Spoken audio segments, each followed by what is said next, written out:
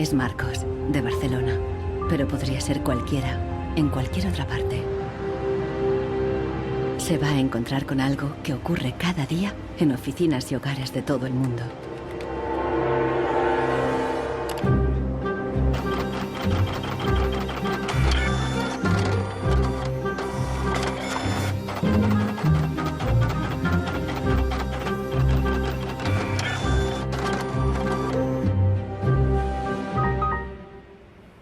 Una pieza de la impresora ha fallado y el fabricante recomienda llevarla al servicio técnico. El meu tècnic fa un diagnòstic previ, pero aquest diagnòstic ja són 15 euros més IVA. Seguramente será difícil encontrar las piezas para poder repararla. Realment, reparar-la no li surt molt a compte. Que reparar-la parlem d'uns 110, 120 euros. Tienes impresoras desde 39 euros. Per preu, té una impressora que té molta més velocitat d'impressió. Jo t'aconsellaria que miressis impressores noves. Així que, sens dubte, jo em compraria una nova, Ensenyo. No es casualidad que los tres vendedores sugieran comprar una nueva impresora. Si acepta, Marcos será una víctima más de la obsolescencia programada, el motor secreto de nuestra sociedad de consumo. Our role in life seems to be just to consume things with credit, to borrow money to buy things we don't need. Nous vivons dans une société dominée par une économie de croissance dont la logique est non pas croître pour satisfaire les besoins, mais croître pour croître. Dans une société de croissance, quand il n'y a pas de croissance, c'est catastrophique. So if the consumer does not purchase, the economy is not going to grow. Planned obsolescence, the desire on the part of a consumer to own something a little newer, a little sooner than is necessary. En este documental revelaremos cómo la obsolescencia programada ha definido nuestras vidas desde los años 20, cuando los fabricantes empezaron a acortar la vida de los productos para aumentar las ventas. Also hat man sich gedacht, dann beschränken wir einfach die Lebensdauer auf 1000 Stunden. Descubriremos que diseñadores e ingenieros se vieron forzados a adoptar nuevos valores y objetivos. Was back to the drawing board and come out with something that was more fragile. Take time, those things. Take time them. So when you finally paid for them, they're used up. Conoceremos una nueva generación de consumidores que está llevando la contraria a los fabricantes. I do think that Apple's development of the iPod was intended to be one of planned obsolescence. ¿Es viable una economía sin obsolescencia programada y sin su impacto sobre el medio ambiente? Posterity will never forgive us. Posterity will suddenly find out about the throwaway lifestyles of people in the advanced countries.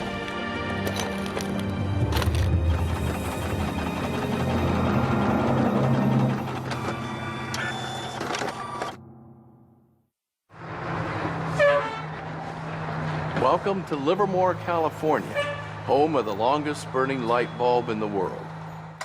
My name's Lynn Owens, and I am chairman of the Light Bulb Committee. It was in 1972 when we discovered that the light bulb that was hanging in the fire station was a significant light bulb. We didn't have any idea at all how old it was until a newspaper man by the name of Mike Dunstan started doing research he was still able to talk to some of the old volunteer firefighters who were in their 90s at that time and who verified that the light bulb had been burning continuously since 1901. 109 años y sigue sumando. La imagen de la bombilla está en internet 24 horas al día. De momento se han agotado ya 2 webcams y la bombilla va por la tercera.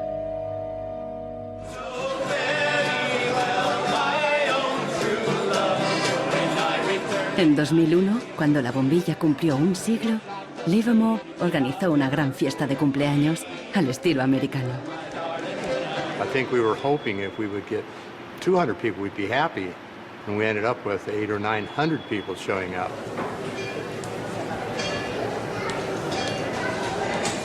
One nation, under God, indivisible, with liberty and justice. Do you think that anybody would sing happy birthday to a light bulb? Well, we didn't think they would, but they did. Happy birthday, dear light bulb. Happy birthday to you.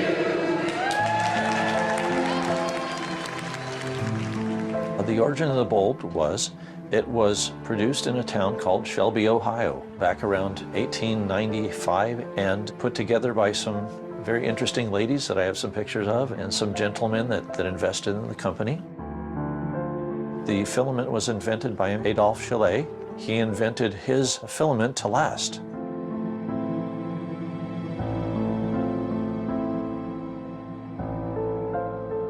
Why does his filament last? I don't know. It's a secret that he made and that died with him.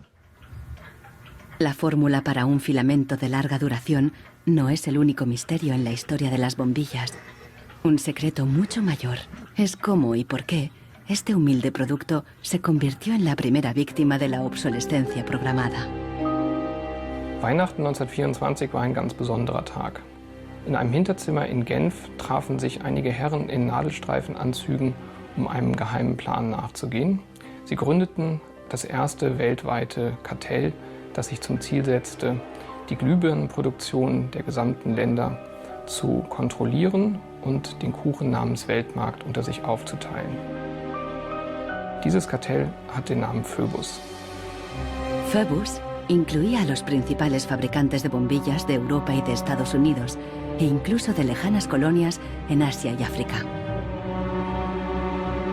Das Ziel ist gewesen, Patente auszutauschen, die Produktion zu kontrollieren und vor allem aber den Verbraucher zu kontrollieren. Es ist umso besser für diese Firmen, wenn der Verbraucher regelmäßig Glühlampen kauft, und wenn die Glühlampen lange brennen, ist das ein ökonomischer Nachteil. En un principio, la meta de los fabricantes era una larga vida para sus bombillas. On October 21st, 1871, numerous experiments resulted in the production of a small unique lamp of comparatively enormous resistance. The filament being under conditions of great stability after the... En 1881, Edison puso a la venta su primera bombilla. Duraba 1500 horas. En 1924, cuando se fundó el cártel Phoebus, se anunciaban con orgullo 2500 horas de vida útil y los fabricantes destacaban la longevidad de sus bombillas. Also hat man sich bei Phoebus gedacht, dann beschränken wir einfach die Lebensdauer dieser einzelnen Glühbirnen auf 1000 Stunden.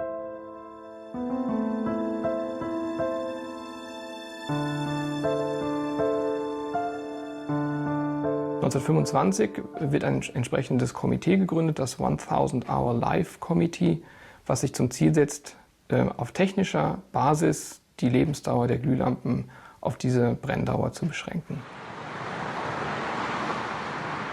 Más de 80 años después, Helmut Höge, un historiador de Berlín, encuentra pruebas de las actividades del comité ocultas entre los documentos internos de los miembros del cártel.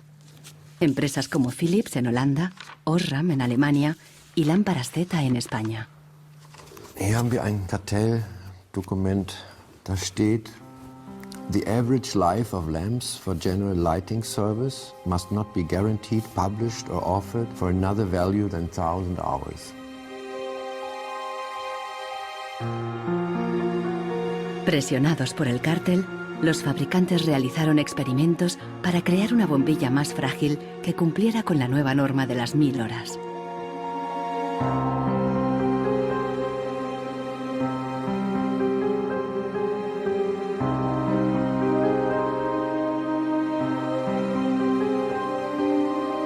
La fabricación estaba rigurosamente controlada para asegurarse de que se cumplía la norma. Eine Maßnahme bestand beispielsweise darin, einen Prüfstand zu errichten, in dem viele kleine Sockel zu finden sind, in die dann wiederum einzelne Exemplare aus verschiedenen Produktionsreihen eingeschraubt wurden und Firmen wie Osram haben dann genauestens protokolliert, wie lange diese Lampen brannten. Phoebus creó una complicada burocracia para imponer sus reglas.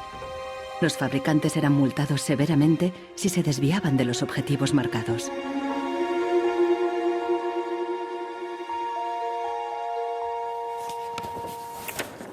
Hier haben wir eine Straftabelle aus dem Jahr 1929, die genau zeigt, wie viel Schweizer Franken Strafe für 1000 verkaufte Glühbirnen die Mitglieder des Kartells zahlen müssen, wenn die Lampen länger halten als zum Beispiel 1500 Stunden.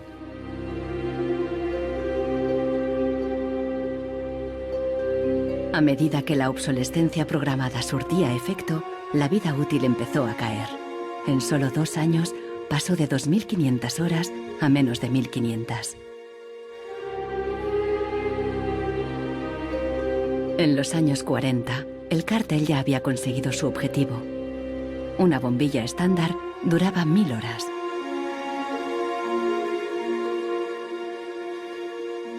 Young lady, you should be more careful. Professor... En esta película educativa, General Electric justificaba por qué esta duración era la ideal.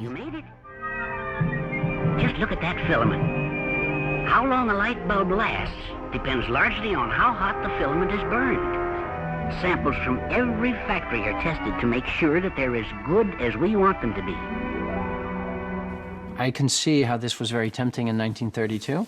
I think at the time sustainability was actually substantially less of an issue because I don't think they looked at the planet as being one with finite amount of resources. They looked at it as from an abundance perspective.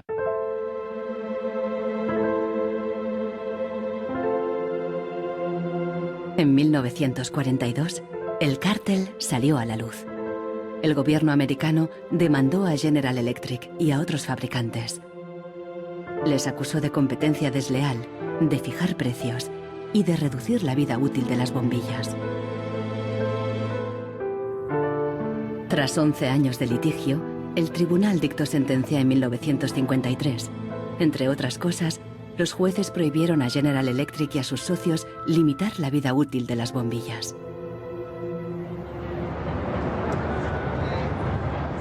Pero en la práctica, la sentencia tuvo poco efecto y las bombillas continuaron durando 1000 horas.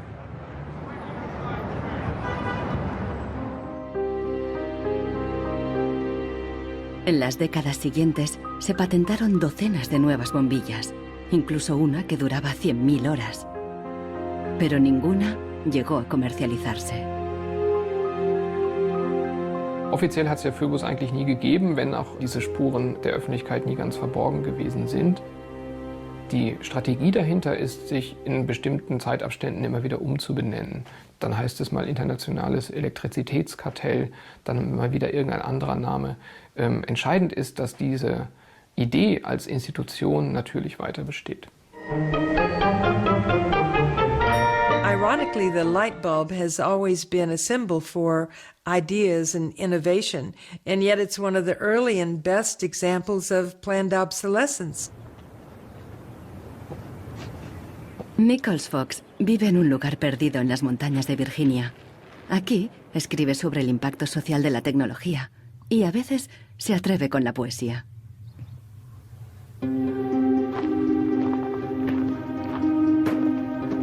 When in the dark the Bogles are about, behind the bushes hiding at the ready. Before you faint with fright or give a shout, you want illumination ever steady. Well, flashlights are very important for me, especially if you live out in the country where there are no street lights. I started having enormous problems with them, and yet I would get a new bulb, I would get new batteries, and these flashlights just wouldn't work. Nichols Fox es víctima de la obsolescencia programada, aún estando lejos de la moderna vida urbana. Here's a General Electric memo from the 30s. 2 or 3 years ago, we proposed a reduction in the life of flashlight lamps from the old basis on which one lamp was supposed to outlast 3 batteries to a point where the life of the lamp and the life of the battery would be approximately equal. Flashlights are not toys. Flashlights are safety devices. It's just infuriating, really, to think that first of all, they would do this so quietly, and second of all, they would do it at all. I believe it's the duty of everyone to complain about products that don't work. So I decided to write sonnets of complaint. A sonnet of complaint, I prefer the Italianate form of sonnet, which Shakespeare used. Instead, this box is filled with a collection of flashlights dead and way beyond repair. Scarcely used and coddled to perfection, their quick demise I cannot think is fair. So can it really be too much to ask that Ever-Ready's lights be made to last?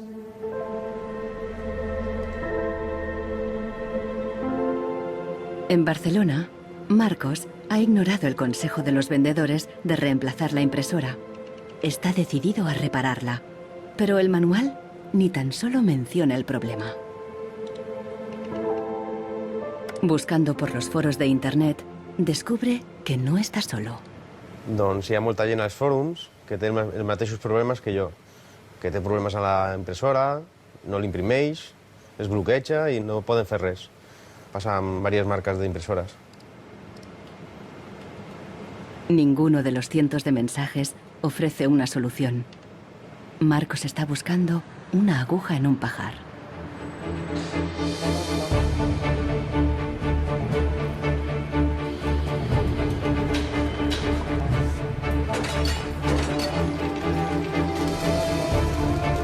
La obsolescencia programada surgió al mismo tiempo que la producción en masa y la sociedad de consumo.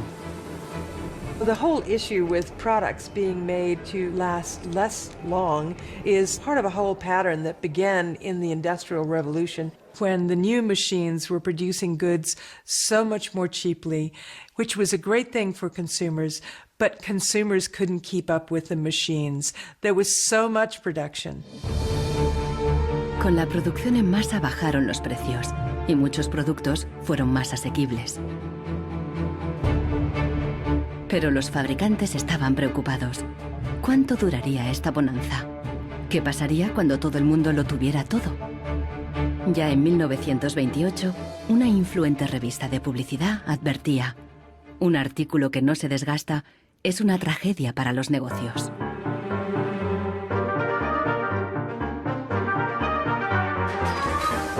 La tragedia afectó especialmente a Henry Ford, el padre de la producción en cadena. Para poner su modelo T al alcance del consumidor medio, Ford lo produjo en masa, a partir de un único diseño básico que ofrecía fiabilidad y durabilidad. It was this noisy, smelly, dirty Model T Ford that made women very unhappy, but the men treated like a piece of farm machinery. But it was the workhorse of America. La estrategia del modelo único fue un gran éxito, y a principios de los años 20, la mitad de los coches del mundo eran Ford T. Para superar a Ford, sus competidores de General Motors apostaron por una estrategia diferente, ideada por su presidente Alfred Sloan. En lugar de hacer el nuevo Chevrolet tan fiable y duradero como el modelo T, Sloan le dio un giro radical y fundamentalmente estético. Sloan put a new dress on it and gave a new lipstick and put it out on the market for slightly less than what the Ford Model T sold for. And because it was a prettier design than the Model T, it sold like hotcakes. So he realized that he didn't have to beat Ford at his engineering game. He could beat Ford at the design game. Sloan introdujo el concepto del modelo anual, con una sucesión de diferentes tamaños, formas y colores. Su objetivo era que los consumidores cambiaran de coche cada 3 años. La estrategia funcionó y las ventas de Ford cayeron porque los consumidores empezaron a ver el modelo T anticuado y obsoleto. En 1927, tras producir 15 millones de unidades, Ford retiró el modelo T del mercado.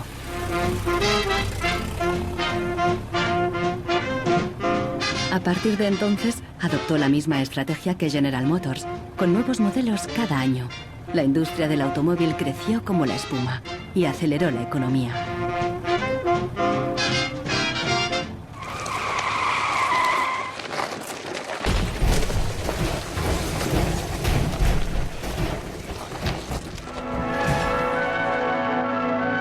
En 1929, la crisis de Wall Street frenó en seco la incipiente sociedad de consumo y llevó a los Estados Unidos a una profunda recesión económica. Unemployment reached staggering proportions. By 1933, 1/4 of our labor force was unemployed. Las colas ya no eran para comprar, sino para pedir trabajo y comida. En 1933, el presidente Roosevelt introdujo el New Deal, su programa para sacar al país de la Gran Depresión, a través de enormes inversiones en obras públicas. Good, sound men and women wanted to earn the help they got, to hold up their heads, to keep themselves from going rusty. Retail business needed their purchasing power to stimulate trade.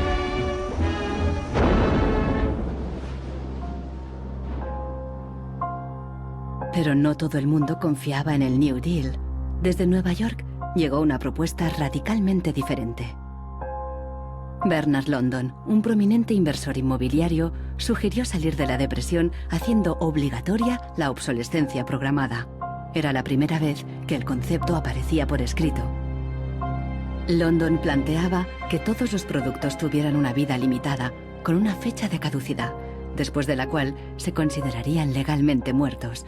Los consumidores los devolverían a una agencia del gobierno para su destrucción. Quien se quedara un artículo después de caducado pagaría una multa. This forced expiration date would revive the consumerability and the need for more production of such consumer products as something great. I thought it was a great idea. Bernard London creía que con la obsolescencia programada obligatoria, las fábricas seguirían produciendo, la gente continuaría consumiendo y habría trabajo para todos. He was trying to achieve a balance between capital and labor where there would always be a market for new goods. So there would always be a need for labor and there would always be a reward for capital.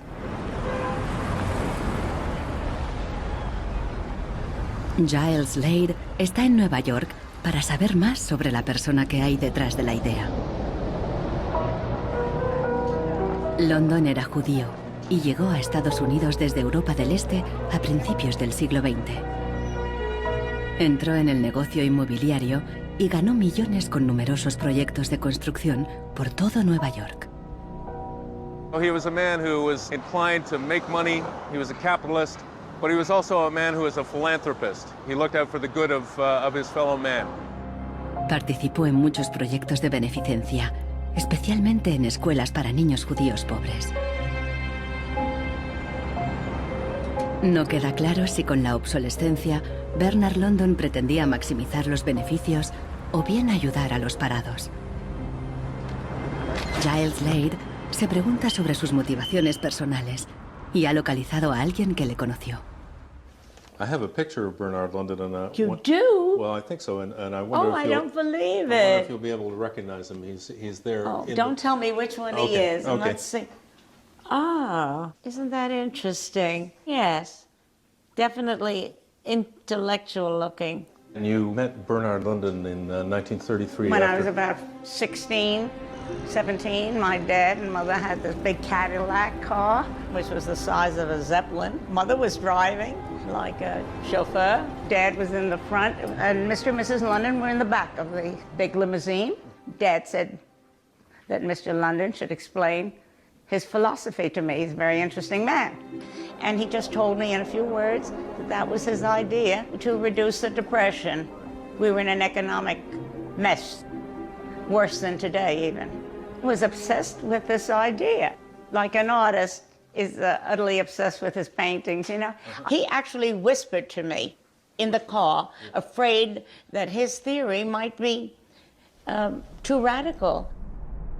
De hecho, la idea de Bernard London pasó inadvertida y la obsolescencia obligatoria nunca se puso en práctica.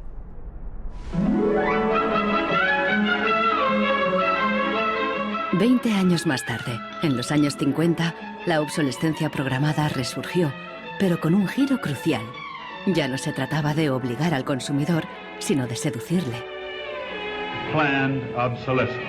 The desire on the part of a consumer to own something a little newer, a little better, a little sooner than is necessary. We certainly in America and by Esta es la voz de Brooks Stevens, el apóstol de la obsolescencia programada en la América de la posguerra. Este elegante diseñador industrial creó desde electrodomésticos hasta coches y trenes, contando siempre con la obsolescencia programada. A tono con la época, los diseños de Brooks Stevens transmitían velocidad y modernidad. Hasta su casa era inusual. This is the home that my father designed and that I grew up in. When it was being built out in the suburbs, everybody thought it was going to be the new Greyhound bus station because it did not look like a traditional home. Here's a family photo of my father, myself, my two older brothers, my older sister, and my mother. Our home was always filled with the products that he designed for his clients, like the Lawn Boy. So every few years we would get a new Lawn Boy mower. And my mother enjoyed cutting the grass herself. And to some degree she would be doing some product testing, because if there were things that she didn't like about it, you know, he would hear about it.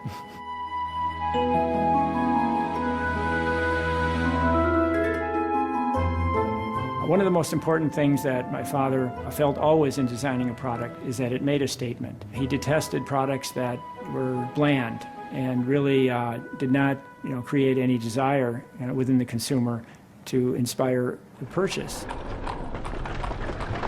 Unlike the European approach of the past, where they tried to make the very best product and make it last forever, meaning you bought such a fine suit of clothes that you were married in it and then buried in it, and never a chance to renew it. The approach in America is one of making the American consumer unhappy with the product that he has enjoyed the use of for a period, have him pass it on to the second-hand market, and obtain the newest product with the newest possible look. Brooks Stevens viajó por todos los Estados Unidos, promoviendo la obsolescencia programada en charlas y discursos. Sus ideas cuajaron y tuvieron un amplio eco.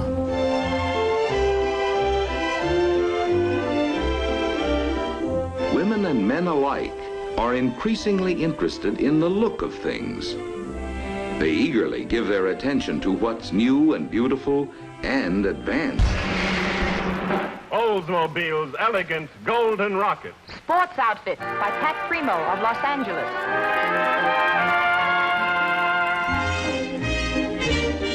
El diseño y el marketing seducían al consumidor para que deseara siempre el último modelo. My father never designed a product to intentionally fail or become obsolete for some functional reason in a short period of time. Planned obsolescence is absolutely at the consumer's discretion. No one is forcing the consumer to go into the store and purchase a product. They go in under their own free will. That's their choice.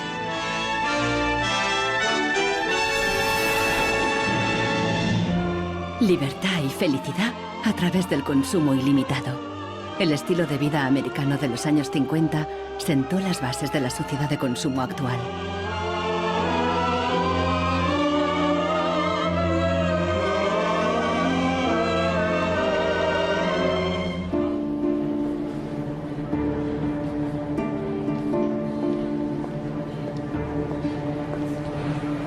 see, without planned obsolescence, these places wouldn't exist. There wouldn't be any products, there wouldn't be any industry, there wouldn't be any designers, architects, there wouldn't be any salespeople, cleaners, there wouldn't be any security guards. All the jobs would go. La obsolescencia programada está en la raíz del considerable crecimiento económico que el mundo occidental ha vivido a partir de los años 50. Desde entonces, el crecimiento ha sido el santo grial de nuestra economía. Nous vivons dans une société de croissance dont la logique est non pas croître pour satisfaire les besoins, mais croître pour croître, croître à l'infini, faire croître sans limite la production et pour justifier cette croissance de la production, faire croître sans limite la consommation. Serge Latouche, un destacado crítico de la sociedad del crecimiento, escribe a menudo sobre sus mecanismos. Au fond, il y a trois instruments fondamentaux qui sont la publicité, l'obsolescence programmée et le crédit.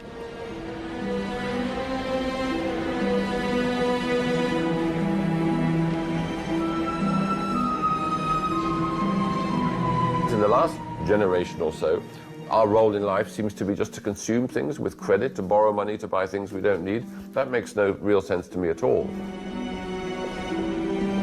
Los críticos de la sociedad del crecimiento alertan de que no es sostenible a largo plazo, porque se basa en una contradicción flagrante. Celui qui croit qu'une croissance infinie est compatible avec une planète finie est soit un fou, soit un économiste. Le drame, c'est qu'au fond, nous sommes tous des économistes maintenant.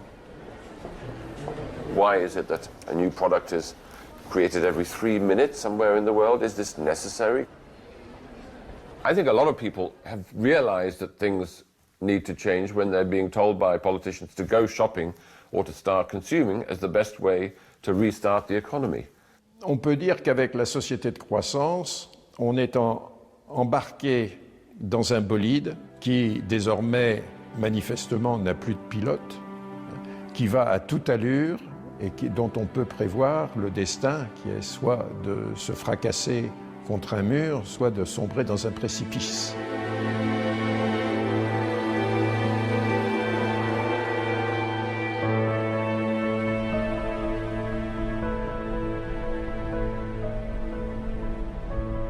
Marcos ha encontrado a alguien en Internet que ha descubierto qué le ocurre a su impresora.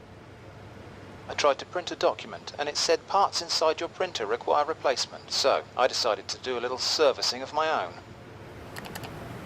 Hello, Marcos. I got your message. Marcos ha contactado con el autor del video. How are you? I looked into it, and it turns out that there's a thing in the bottom of the printer called a waste ink reservoir. And the way inkjet printers work is they constantly have to clean the print heads, and they do that by squirting ink through them down a hole in the bottom of the printer into this great big sponge. There's just a preset time when it's squirted a certain number of drops down there that then the printer decides it's full of ink and won't function anymore. Mm-hmm. The justification is they don't want to put ink all over your desk. But I think the problem goes deeper than that. It's the way the technology works. It's just designed to fail.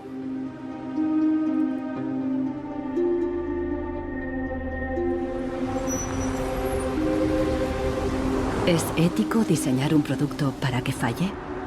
¿Qué opinan los diseñadores y los ingenieros de la obsolescencia programada? Giles Slade está investigando cómo reaccionaron cuando el concepto se extendió.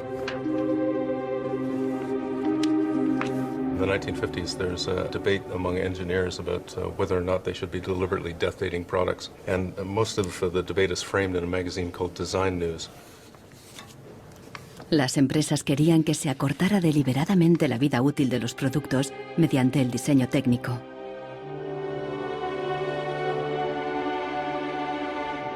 A lot of engineers felt that it was really a dirty strategy to make people pay for products that they deliberately broke. Las cartas al director de Design News reflejan la intensidad del debate. A nation such as ours, leader among nations, turns its engineers into destroyers. It is even a crime against the natural law of God, and that we will waste that which He has given us So engineers were in a really complicated ethical time. This confrontation with planned obsolescence provoked them to examine their most basic ethical concepts.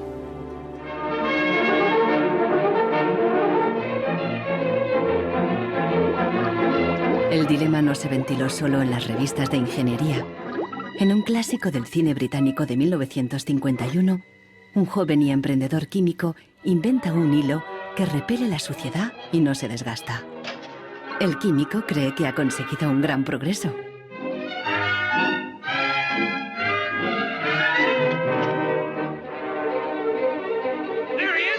Pero no a todo el mundo le gusta el invento, y al poco le persiguen no tan solo los dueños de la fábrica, sino también los obreros, que temen por sus empleos. Well, that's really interesting, and it reminds me of something that actually happened in the textile industry. En 1940, el gigante químico DuPont presentó una fibra sintética revolucionaria, el nylon. Se formaron largas colas para comprar las nuevas y duraderas medias. There's a picture in here of me in tights. I think I've got one. Oh yes, here it is. Stockings were a big issue in the 50s and the 60s. You had to wear them. To go out without stockings was really quite shocking. Quan tu t'arreglaves el diumenge que t'anaves a assaig o al cine o te n'anaves a ballar, normalment et posaves la roba de vestir. Llavors, clar, requeria posar-te unes mitges boniques. I si estaves al ball i estaves ballant i amb un cop o el que fos se't feia un forat, ja no volies ballar més perquè se te veia el forat de la mitja. Las medias duraderas significaban un gran progreso, pero la alegría duró poco. My father worked for DuPont before and after the war in the nylon division, and he told me a story about how when nylon first came out and they were trying it out for use in stockings, the men in his division were asked to take these stockings home for their wives and girlfriends to try out. My father brought them home to my mother, and of course she was one of the testers. She was delighted with the first products because they were so sturdy. Los químicos de DuPont tenían motivos para estar orgullosos. Incluso los hombres admiraban la resistencia de las medias de nylon. The problem was that they worked too well. They lasted too long. The women were very happy with the fact that they didn't get runners in them. Unfortunately, this meant that the companies producing the stockings were not going to sell very many. DuPont dio nuevas instrucciones al padre de Nichols Fox y sus colegas. For the men in his division, it was back to the drawing board to try to make the fibers weaker and come out with something that was more fragile and would run so that the stockings wouldn't last as long. Wenn man die Lebenszeit einer Strumpfhose verkürzen will, dann ist es eigentlich recht einfach, denn eine Strumpfhose besteht nicht nur aus Nylon, sondern sie besteht aus Zusatzstoffen, die zum Beispiel das Nylon stabilisieren gegen das UV-Licht von der Sonne. Jetzt kann man die Menge dieser Zusatzstoffe einfach variieren. Wenn man dafür wenig Zusatzstoffe oder gar keine reingibt, dann werden diese Strumpfhosen von der Sonne zerstört und dann reißen sie wesentlich leichter. Das heißt, man kann sozusagen den Zerfall, die Zerstörung einplanen. Pronto, las medias volvieron a tener carreras. Això va ser una cosa molt escalonada, no va ser allò una cosa de dir, pom, ara venen de cop bones i ara de cop dolentes, entens? Va ser una cosa esgraonada cada vegada, doncs la mitja o era potser més fina, menos resistent. Los mismos químicos que habían aplicado todo su saber para crear un nylon duradero siguieron la corriente de la época y lo hicieron más frágil. Ese hilo eterno desapareció de las fábricas, igual que en el cine. We need control of this discovery. Complete control. If you want twice the amount in that contract, we will pay it. $250,000. To suppress it. Yes. ¿Qué opinaban los químicos de DuPont de reducir la vida de un producto deliberadamente? Must have been frustrating for the engineers to have to use their skills to make an inferior product after they'd tried so hard to make a good product. But in a way, I suppose that's the outsider's view. Probably they just had a job to do. Make it strong, make it weak. That was their job. Among engineers, there was a shift taking place in consciousness.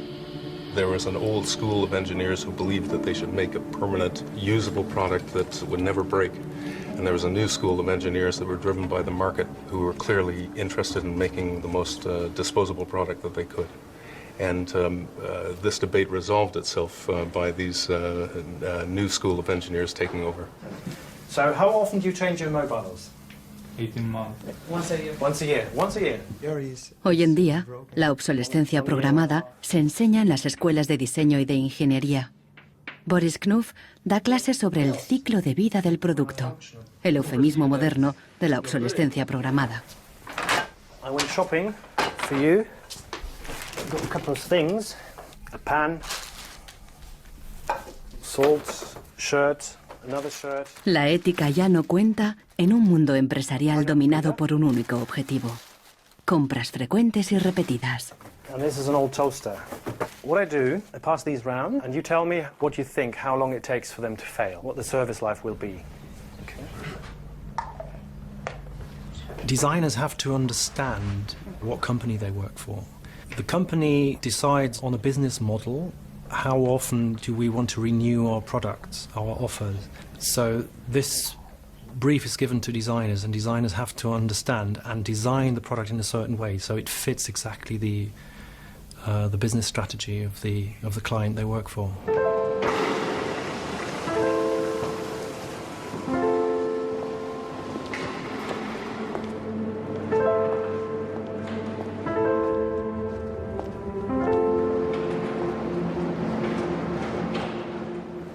Consultando manuales de instrucciones, Marcos se da cuenta de que los ingenieros determinan la vida útil de muchas impresoras al diseñarlas.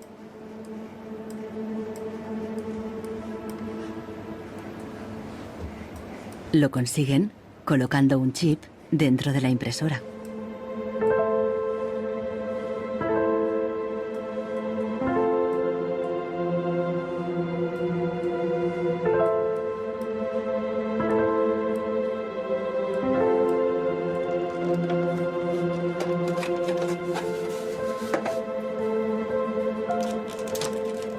Hi ha trobat el xip, que és una EEPROM, que és un xip on es guarda una compta d'impressions.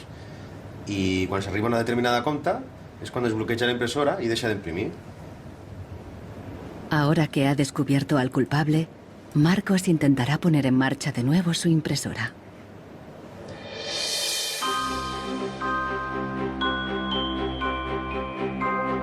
A finales de los años 50, los consumidores empezaron a cuestionar la obsolescencia programada y los trucos de los fabricantes.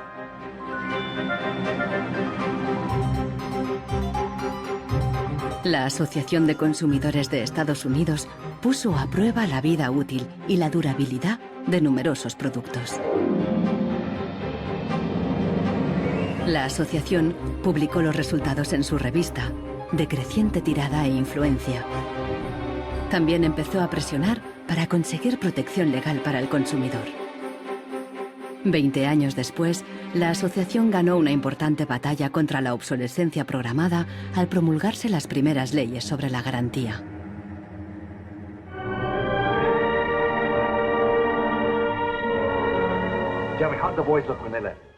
La cultura popular también empezó a hacerse eco de la obsolescencia programada. Incluso apareció en el clásico teatral de Arthur Miller, Muerte de un viajante. Once in my life, I'd like to own something outright before it's broken. I'm always in a race with the junkyard. Just finished paying for the car and it's on its last legs. The refrigerator consumes belts like a crazy maniac. They time those things. They time them, so when you finally paid for them, they're used up. The Waste Makers, publicado en 1960, fue el primer análisis académico de la obsolescencia programada. Su autor, Vance Packard, era famoso por un libro sobre el poder de la publicidad. Su nueva obra se convirtió en un bestseller. Good evening, Mrs. Packard. Packard aprovechó cualquier oportunidad para criticar una sociedad basada en el consumismo y el despilfarro. I have a feeling that we're in for some grim days ahead. I think the over-commercialization of American life is starting to change our American character in some ways that disturb me. I think we're becoming more self-indulgent as a people. And I think to some extent we're being encouraged to be more self-indulgent. Well, that's kind of a grim prophecy. Well, I wish I could be more cheerful. Los críticos de la sociedad de consumo vieron sus fallos, pero no se propusieron una alternativa radical, porque en aquella época ya existía una, al otro lado del telón de acero. A finales de los 50, en plena Guerra Fría, aún parecía posible la victoria del comunismo sobre el capitalismo como sistema político y económico.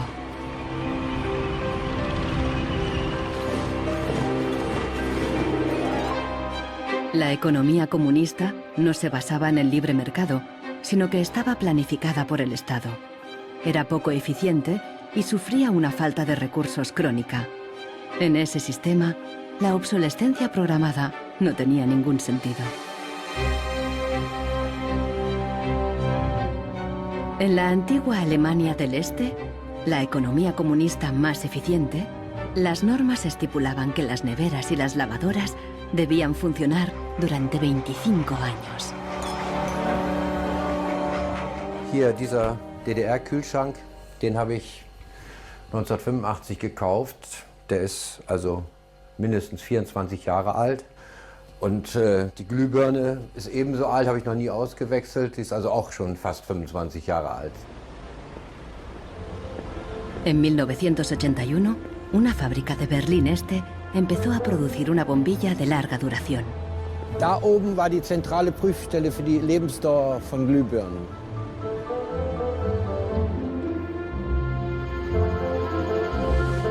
Los responsables de la fábrica presentaron la nueva bombilla en una feria internacional, en busca de compradores occidentales.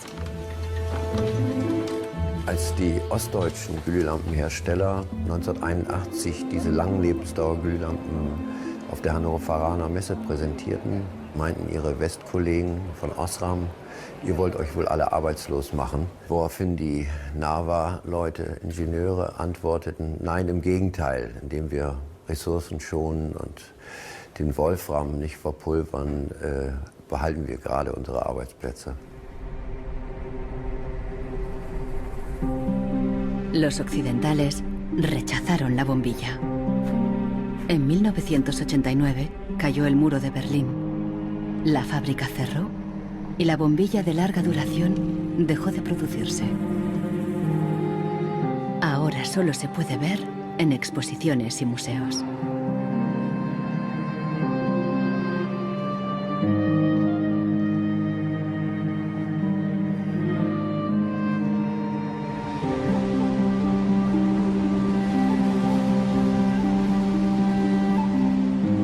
Veinte años después de la caída del muro de Berlín, el consumismo desenfrenado se da tanto en el este como en el oeste.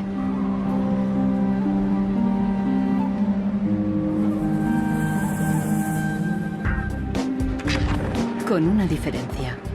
En la era de Internet, los consumidores están dispuestos a luchar contra la obsolescencia programada. So this is the studio. This is where we make all of our movies. We take snapshots of everyone that comes in. We use Polaroid film, which they stopped making. So it's like, this film's like a dinosaur, it's extinct. We're big VHS fans here, and what we do is we dub all movies from DVD to VHS, and then we catalog them. Para los hermanos Neistat, artistas y cineastas de Nueva York, ningún objeto es obsoleto. Siempre pueden encontrarle un lugar en la pared o en su próxima película. The first movie we made that really broke through was a movie about the iPod. And I was completely broke, and I had gotten this iPod, it was like $500, $400, And about 8 months later, 12 months later maybe, the battery died in it. And I called Apple to ask them to replace the battery. And their policy at the time was to tell their customers to buy a new iPod. You might as well go get a new one. Apple doesn't offer? No. Apple doesn't offer a new battery for the iPod? No. It wasn't that the battery died that was annoying, because in my Nokia cell phone, the battery dies, you buy a new battery. Even in my Apple laptop, when the battery would die, you replace the battery. But in the iPod, this expensive piece of hardware, when the battery died, you had to replace the entire unit. So it was my brother's idea to make a movie about just that. We went around with a stencil spray painting on every iPod advertisement we saw in town. iPod's unreplaceable battery lasts only 18 months.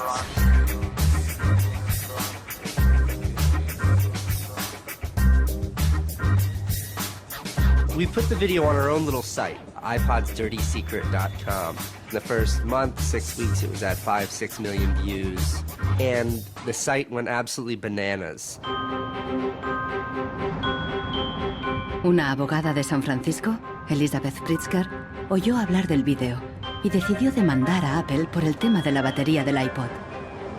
Medio siglo después del caso del cártel, la obsolescencia programada llegaba de nuevo a los tribunales. When we brought this litigation, this was 2 years after the iPod was introduced, Apple had sold about 3 million iPods nationwide in the United States. Buena parte de esos iPods tenían problemas con la batería y sus propietarios estaban dispuestos a ir a los tribunales. Igual que el vídeo de los hermanos Neistat, la idea de una demanda se extendió por Internet y captó la atención de miles de afectados. Uno de ellos era Andrew Westley. I'm a music-oriented person, and my iPod is an extension of my being. I bought it actually to hold my music while I traveled transcontinental, and I think on the first flight between San Francisco and New York, if I'm remembering it correctly, the battery had drained before we actually took off on the runway. We selected from amongst the consumers who had called us individuals who would serve as representatives in a class action. A class action is really a device that's fairly unique to the United States, where a small group of people stands in the shoes of a large group to bring one claim before a court. My role in that case was as class representative on behalf of thousands, maybe tens of thousands of people. The case came to be known as Westley versus Apple. When my friends and family learned that this was a major case, they thought I was, becoming a radical. Here I am going to sue. I was the next Erin Brockovich. En diciembre de 2003, Elizabeth Pritzker presentó la querella ante el Tribunal del Condado de San Mateo, a un tiro de piedra de la sede central de Apple. We asked Apple for a number of technical documents regarding the battery life in the iPod, and we received a lot of technical data about the battery design, about the testing of the battery, and learned through that discovery that the type of the lithium battery that was contained within this iPod was designed, by design, to really only have a short period of life. I do think that Apple's development of the iPod was intended to be one of planned obsolescence. El caso nunca llegó a juicio. Después de meses de tensión, las dos partes llegaron a un acuerdo. Apple creó un servicio de recambio de las baterías y prolongó la garantía a 2 años. Los querellantes recibieron una compensación. Andrew Westley aceptó un descuento de $50 para un nuevo producto Apple. They retained me as a customer. I bought an expensive laptop, and so I couldn't help but think that in the end, really, the benefit of my specific settlement really was Apple's benefit. One thing that really bothers me personally is that Apple really promotes itself as a young, hip, forward-thinking company, and for a company like that not to have a good environmental policy that allows consumers to return products for proper recycling and disposal is really counterintuitive and counter to their message.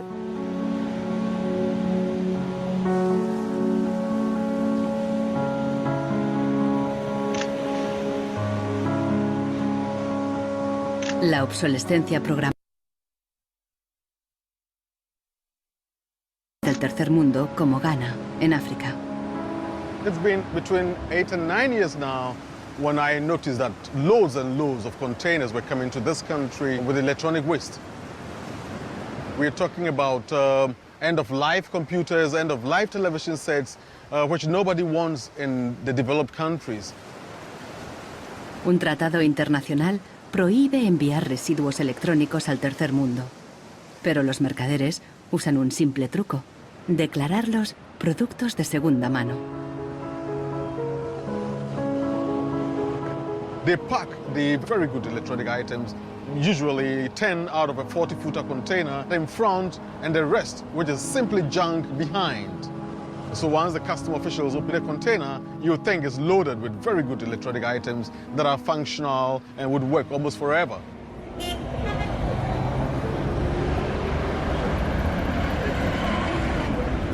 Los contenedores se descargan cerca del puerto donde comerciantes ganeses compran cualquier aparato que funcione o que se pueda reparar.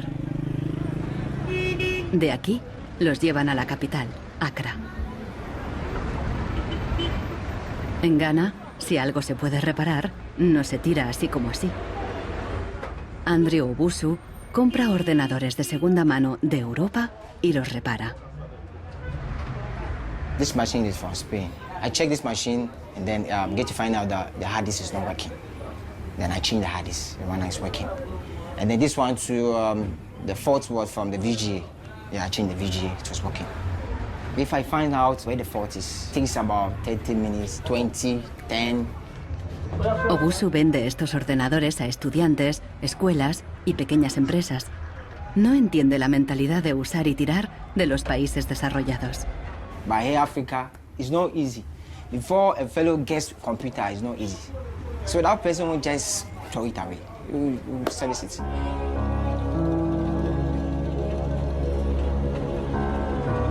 Pero más del 80% de los residuos electrónicos que llegan a Ghana no se pueden reparar y acaban abandonados en vertederos por todo el país. We are at the dump site here in Agbogloshi. In the past, we had this beautiful river called Odo River, that meandered its way through this area. It was teeming in the past. It had so much fish. So we actually attended a school not very far away from here. So we'd come play football and hang around the river. The fishermen would organize boat rides, I remember very well. But now it's all finished, it's all gone. And that makes me really, really sad. And it makes me angry. Hoy en día, aquí no hay niños jugando después de clase. En su lugar, jóvenes de familias pobres vienen a buscar chatarra. Queman la funda de plástico de los cables para obtener el metal que llevan dentro.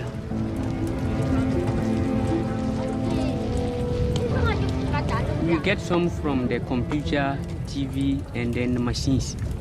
The work is not good. Sometimes we get diseases like coughing. But sometimes with some glass carton, if evening time you can sleep and stand up. Los niños más pequeños rebuscan en los restos para encontrar cualquier pequeño trozo de metal que los mayores hayan olvidado. Los chatarreros compran este metal y lo revenden a países en crecimiento económico.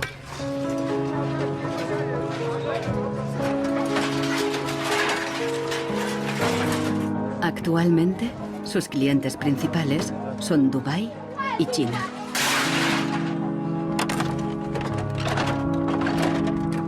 Some of those behind the shipment have said that, well, we're trying to bridge the digital divide between Europe, America, and then the rest of Africa, and Ghana, of course.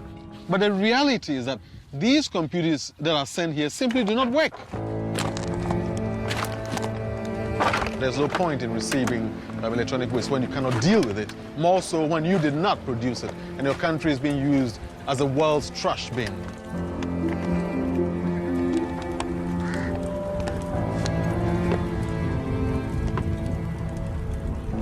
The trash that for so long in the industrial age has been hidden from view is now coming into our lives, and we can actually no longer easily avoid it. The waste economy is reaching its last legs because they don't physically have anywhere else to put the waste. Planned obsolescence, what I understand of it, is it has been driven because there are economical incentives to do so. It is more interesting for a company to build a product that doesn't last longer than 3 years or 1,000 hours, because then it can sell more products. I think in the course of time, we've come to realize that the planet that we're living on cannot sustain that forever. There's a limit to natural resources, and there's a limit to energy resources that we have.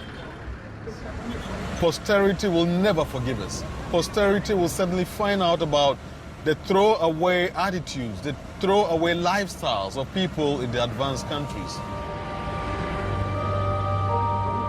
Gente de todo el mundo ha empezado a actuar contra la obsolescencia programada. Mike Anane lucha desde el final de la cadena. Ha empezado recopilando información. This is where I keep the e-waste that have asset tags or property tags. This says Amu Center Nordvest Zeeland. It's from Denmark. This is from Germany, sent here simply to be dumped. Westminster College, Leeds City Council, also in the UK. This is from Italy. Apple should know better. It's a company that claims to be so green. There's a lot of Apple products that are being dumped here. I have a database that contains the asset tags, the contact addresses, telephone numbers of the companies that owned the electronic waste that have been dumped in Ghana. Mike piensa convertir esta información en pruebas para una denuncia ante un tribunal. We need to take some action, some punitive measure. We need to sue people so they stop dumping e-waste in Ghana. We have in the United States several models of legislation that I think could be adapted in this area. We have, for example, the Clean Air Act, the Clean Water Act. That type of legislation easily could be adapted to electronic or manufacturing process where you are requiring manufacturers who produce products to ensure that they are disposed of in a way that is environmentally friendly. I think that we've got to stay on top of it. We've got to absolutely band together. We've got to use the internet, we've got to blog about it, and we've got to band together the strength in numbers, and that's the only way to change it.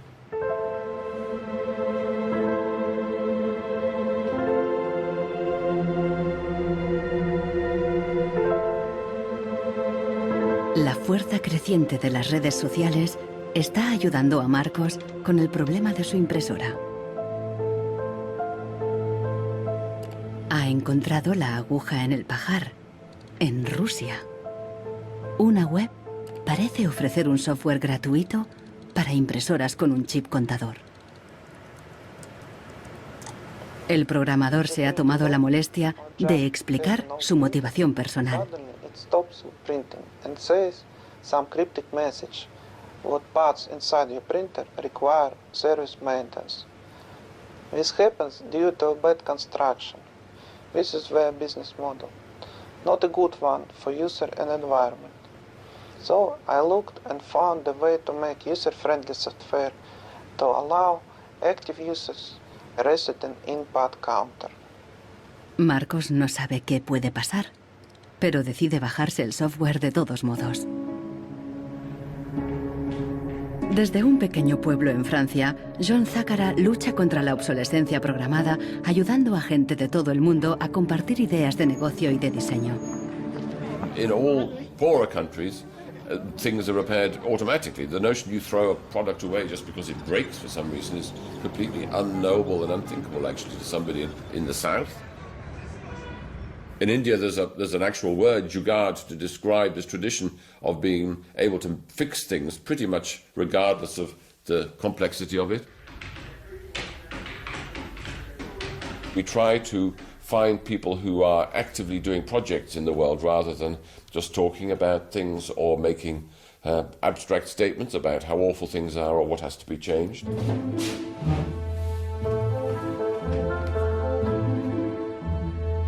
Uno de ellos es Warner Phillips, descendiente de la dinastía de los fabricantes de bombillas. I remember my grandfather taking me to one of the Philips factories in Eindhoven to show me how light bulbs were mass manufactured in factories, which is very, very cool.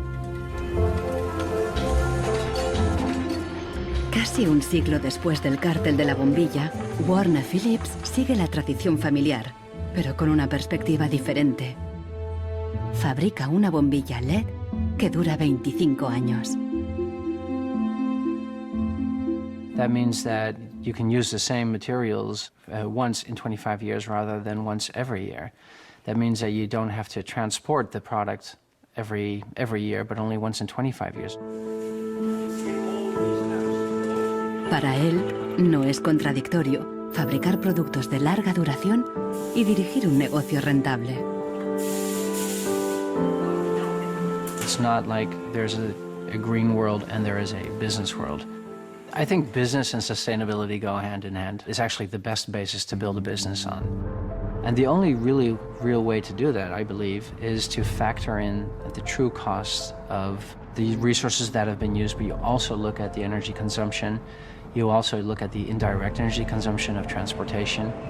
Si on faisait vraiment payer aux transporteurs le coût réel du transport, sans parler du fait que le pétrole est une ressource non renouvelable et pour lequel on n'a pas vraiment de substitut, je dirais que le prix du transport devrait être multiplié par 20 ou 30.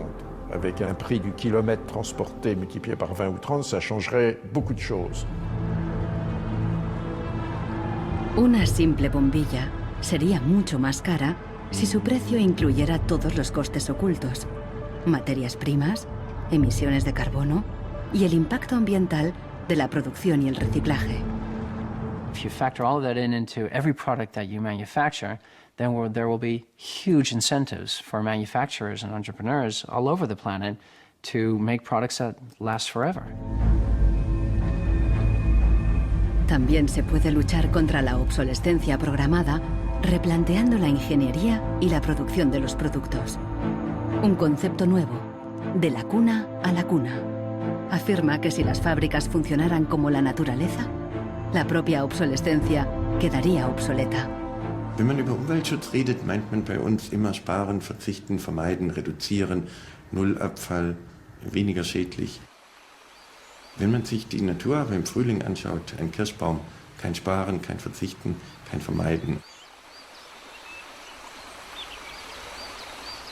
El ciclo natural produce en abundancia, pero las flores caídas y las hojas secas no son residuos, sino nutrientes para otros organismos. Die Natur kennt keine Abfälle, sondern sie kennt nur Nährstoffe. Braungart cree que la industria puede imitar el ciclo virtuoso de la naturaleza y lo demostró al rediseñar el proceso de producción de una fábrica textil suiza. Wenn man zum Beispiel so einen Stoff hat, dazu ein Sofa damit bezieht oder einen Stuhl, dann sind die Zuschnitte, was man abschneidet, so giftig, dass es als Sondermüll entsorgt werden muss. Braungart descubrió que la fábrica usaba, por inercia, cientos de tintes y productos químicos altamente tóxicos. Para fabricar los nuevos tejidos, Braungart y su equipo redujeron la lista a solo 36 sustancias, todas biodegradables. Wir suchen jetzt alle Zutaten raus, dass man sie auch essen könnte. Das heißt, Sie können die klein schneiden und in Müsli packen, wenn Sie wollen. Braungart cree que el concepto de la cuna a la cuna es aplicable a cualquier proceso industrial. Wir können alles nochmal neu erfinden, sodass es entweder biologisch nützlich ist oder technisch nützlich ist. Wenn man eine Müllgesellschaft hat, ist jedes kurzlebige Produkt natürlich ein Müllproblem. Wenn es aber eine Gesellschaft ist, die Nährstoffe macht, ist jedes kurzlebige Produkt wieder eine Chance, etwas Neues zu machen. Para los críticos más radicales de la obsolescencia programada, no basta con reformar los procesos productivos.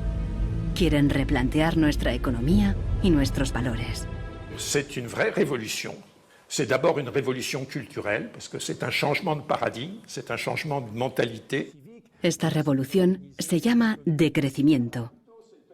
Al igual que Brooks Stevens en los años 50, Serge Latouche viaja de charla en charla, pero él propone abandonar totalmente el crecimiento.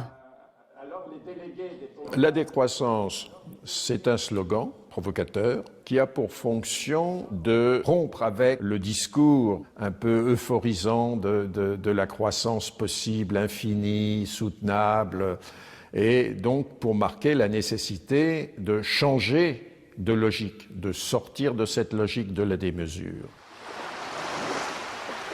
L'essentiel du programme, en quelque sorte de la décroissance, tient en un mot réduire. Réduire notre empreinte écologique, réduire nos gaspillages, notre surproduction, notre surconsommation. Réduisant la consommation, en réduisant la production, mais en libérant du temps libre, on peut développer d'autres formes de richesse qui ont l'avantage d'être, de ne pas s'épuiser quand on les consomme, comme l'amitié, le savoir. We increasingly rely on objects to give us a sense of self-esteem and identity. It's partly the consequence of the breakdown of things that used to give us identity, like membership of a community or relationship to the land, or all sorts of soft and social things which have been replaced by consumerism. Si le bonheur dépendait du niveau de consommation, on devrait être dans la félicité absolue, parce que nous consommons 26 fois plus que du temps de Marx, mais toutes les enquêtes montrent que les gens ne sont pas 20 fois plus heureux, peut-être même qu'il y a une relation inverse au-delà d'un certain seuil, entre la croissance de la consommation et la croissance du sentiment de bonheur, parce que le bonheur est toujours quelque chose de subjectif, évidemment.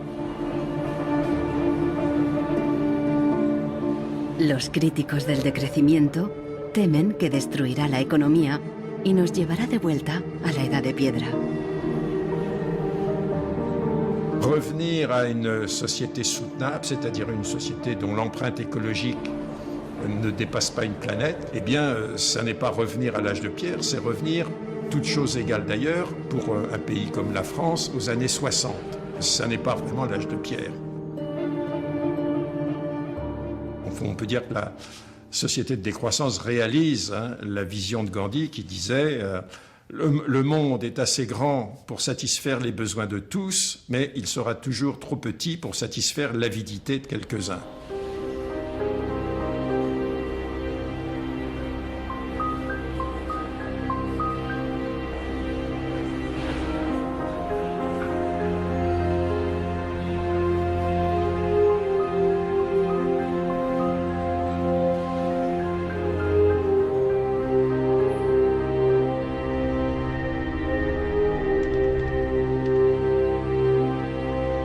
Marcos está instalando el freeware ruso en su ordenador.